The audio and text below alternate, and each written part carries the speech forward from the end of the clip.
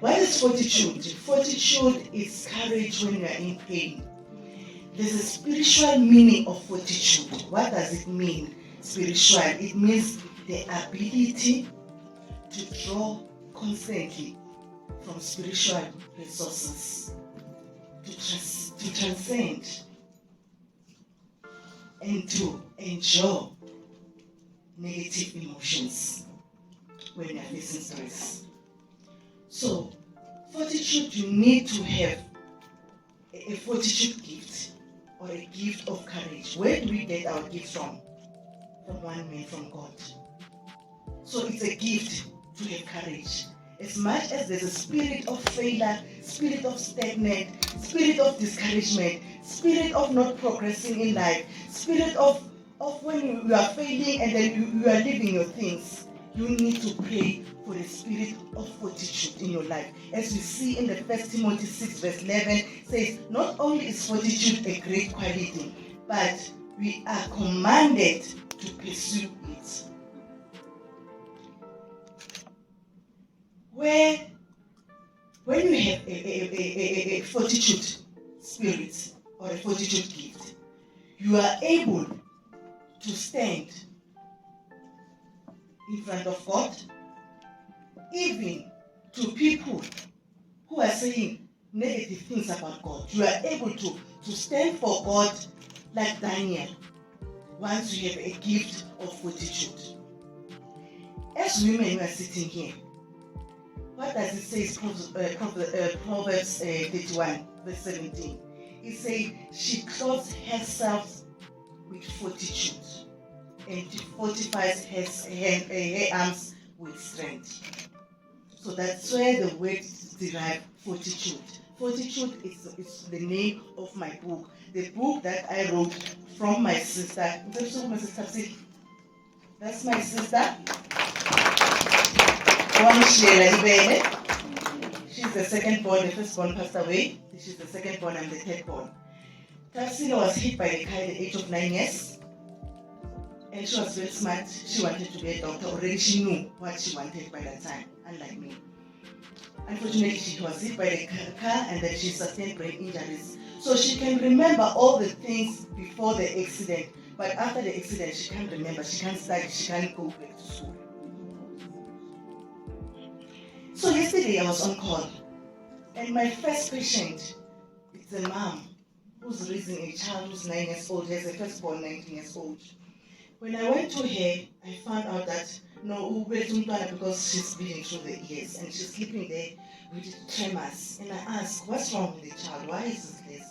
She said, she has epilepsy. I'm like, no, this is not epilepsy only. What else? Then I started to open the file. I found out that she has a degenerative disorder and she has a developmental disorder, all mitochondrial syndrome with chorea movements, and she doesn't understand all those things. Then I asked, was she born like this? She started crying, literally crying. She's 9 years old. And I waited for her, gave her toilet papers. And because I wanted the story, what happened to the child? She said my child started walking before the age of 8 months. She was walking. By the age of 2 years, my daughter was talking. She was already in crash. Then she started to regress. She started by sitting, but she was still able to eat, feed herself. It got worse. They felt, look, this is not enough. I'm talking here with. They felt they didn't cause enough pain to me. They made her to be like this now. She's on feeding tube. She's sleeping on bed all the time doing this. She doesn't wake up. She doesn't talk. And she's crying. And I'm like, you are crying all the time when you speak with your child, when you are talking about your child. She said, yes, I can't find closure. I can't cope with this. Then I said, I'm coming back. I went to my car. I fetched my book and systems because I still have other copies of systems. I gave the 2 copies and said, go and read this book. You know, sometimes I told Sis Lapanguti, Skali, Siakala. namhlanje ngifuna ukuthi asithuleni isikhathi sokuthi sisule izinyembezi. And praise God ukuthi God le nto ngiphe yona ukuthi ngenzeni ngayo. Ask God, stop roaming around, because when we roam around, that's where we get negative information that confuse us. Somebody can be sitting there and say, Dr. Phyllis is speaking because she's just a doctor. No. My mom passed away, she left me with her. Okay, I have a son. My son was born in 2007. 3 days after birth, my mother-in-law said we'll go to church, we went for baptism for my child. Monday, she was admitted in ICU with septicemia. Septicemia, that means both. Newborn baby with both. 8 months, my son started to have epilepsy, fitting. So when I said it's fit. 3 years, my son is not talking.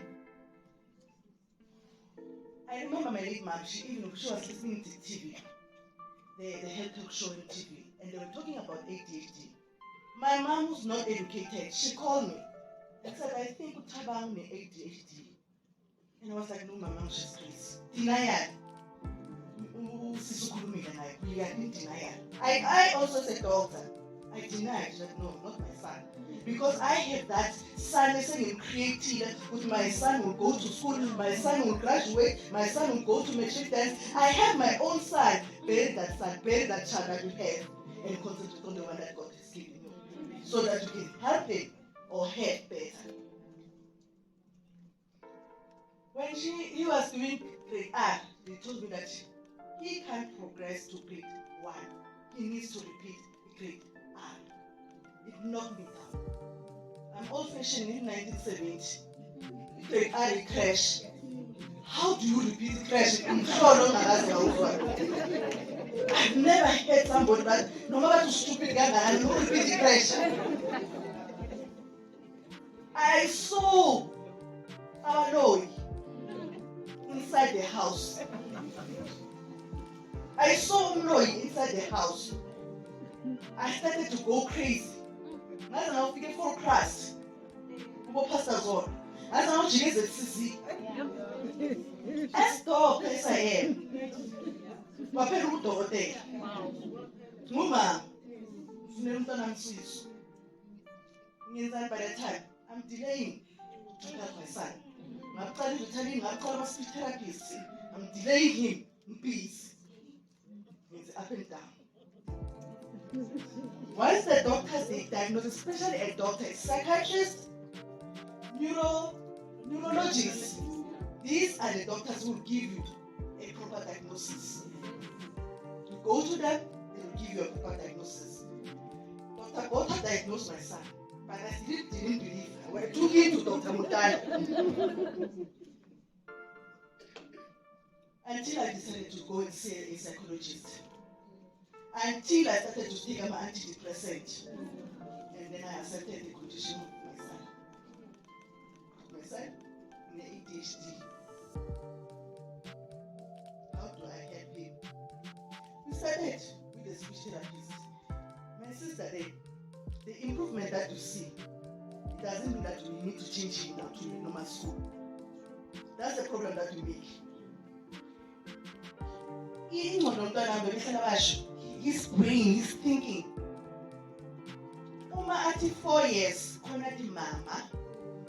About mama, they are around 9 months. So even a man, under 16, but the man would bring like 10 years. It will always be like that. They even laugh at home, it's me, yeah. I don't care what you told because I have a brain. And they will abuse my son because he brain yes. So don't never think good now, so normal, so lapaya. He's doing grade 10 now. But we are on Italy. We take it twice a day. In the morning, 12 o'clock. Because that's why they differ. 12 o'clock. Do exercise school way. He takes it again. exam, when he's starting to write exam, in the evening, we start to drink another one again. Yes, there are kids in my families who are like him. When I tell them, they will say, look, stooge. There's no such. If people would drug I 70 guys, go back to the doctor and explain with this is what is happening to with this drug. They will change it. I don't know how many times we've changed the dosage with him. But I saw until we find out S7 you see push on 12. Because once I 12 o'clock we were off. He's very active. But once he's taking the 12 o'clock, at least we are going to listen to the teachers until 2 o'clock is called school. When he writes exam, I don't even ask him. He will just come, and I'm writing exam. My little did not finish. I'm going to go and buy the returns. He drinks them by himself. Because I've explained the condition to him, now he accepts it.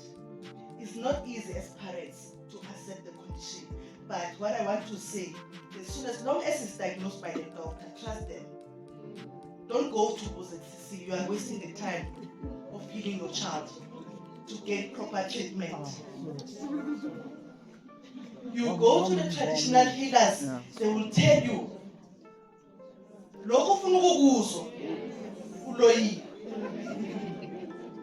and you are delaying the treatment for the child. It's all I wanted to say. As parents who are raising children with special needs, never forget yourself. Take care of yourself with it, because I know it's hard. 24 hours, it's hard, but you need that 1 hour of yourself. Be selfish also. Have my me time. You see, what I also love about myself, I let him to live his life. I don't control him. We are here in Pretoria, we're going to sleep at home. He said, I'm not going. And I leave him at home. I let him to be him. I don't control him. So you need to learn to understand. Because the environment, I know to tell him, when he was with his friend, you can see the joy in my son. So why must I frustrate him? Come here, my son. He doesn't want me. He wants the joys with his friends. So because I'm happy, I let him to stay with your friends. So allow your child to be what they want to be, not what you want him to be. Thank you.